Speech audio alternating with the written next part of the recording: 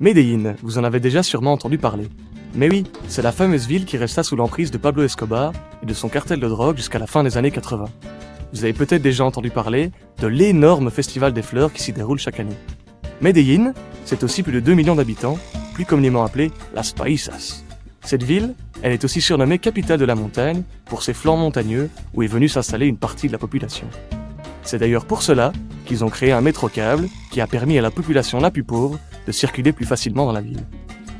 Ces dernières années, la ville a connu énormément de changements, et la place qu'occupent les citoyens a quant à elle été repensée, créant un véritable mouvement de participation citoyenne.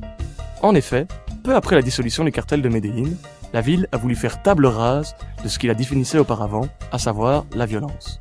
Elle a donc élaboré des plans de développement qui touchent tout autant à la culture qu'à l'environnement ou à la mobilité, etc., avec l'ambition de remettre le citoyen au centre de ces thématiques. Dans la continuité de ce qui se faisait au niveau politique, on a vu émerger de plus en plus d'initiatives citoyennes. Peut-on vraiment faire un lien entre l'intention politique et le développement de ces initiatives citoyennes ? Qui sont les personnes à la base de ces initiatives ? Quels impacts entraînent-elles sur la vie sociale et culturelle des habitants de Medellín ? Passionnés par la culture, la participation citoyenne et tous les bénéfices qu'elle apporte, nous allons tenter de répondre à ces questions.